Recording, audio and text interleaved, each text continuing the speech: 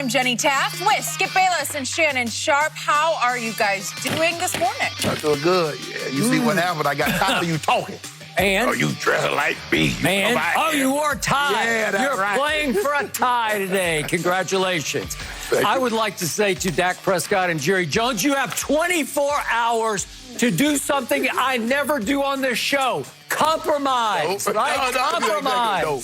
I never compromise, but please compromise. Dak said he covered the club Shay, but he won't do something for two something. Really? Yeah, it ain't gonna happen. I don't think you're helping the situation. Here we go. I'm trying. It's not really working. Guys, we are going to get to Dak. We'll get to Jerry. We'll get to the Cowboys. But I want to begin by discussing Cam Newton because the Undefeated published a column called The Humbling of Cam Newton. The column suggests that race played a huge role in Cam Newton signing for just over $1 million and hardly garnering any attention from other teams in the league.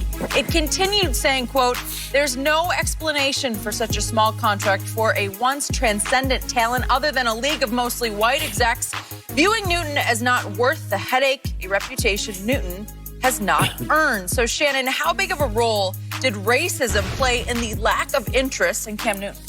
There's a lot going on here, Skip. There's a lot to unpack. There's a lot to unpack, and I'll try to do the best job I possibly can. But we know that black quarterbacks are held to a different standard. They say, like Cam Newton. Cam Newton can get into an argument, and it's like, well, that's not quarterback-like. Let's just say, take for the sake of argument. We saw T.O. and Dez Bryant get into an argument with a position coach. And they say, well, that's a me-first attitude. That's not how you win games. We saw Tom Brady get into it with Bill O'Brien. We see him get into it with Josh McDaniels. And that's just passion. One guy does something is passion. The other guy does something is conduct that's not conducive to winning. Skip, when we look at Cam Newton, and I get it, Cam Newton was injured this year, and so maybe that factored into it also. But I saw Peyton Manning miss 19 months, come off neck fusion surgery, and get $56 million guaranteed. Became the highest paid quarterback in the NFL. We see Brett Favre. And by the way, he backed it up. He backed it up. Okay. Okay, you can say that because Peyton was, I think at that time, Skip, he was a 4-time MVP. He had gone to the Super Bowl with Super Bowl MVP. So I want to give you that. But there's only a 10% chance that he was going to play again. Brett Favre threw 22 interceptions that year. Which year? The year he went to Minnesota. Okay. And got $12 million guaranteed. Poor Jameis Winston, Skip, they tell about he terrible. I can't give you one better, Skip. You remember Drew Brees? Almost ripped his shoulder out the socket. Yep. 6 years, $60 million, $10 million signing bonus. Okay.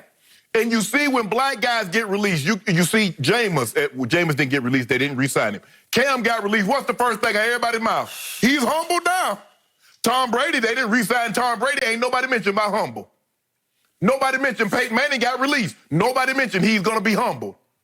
Oh, he's going to work.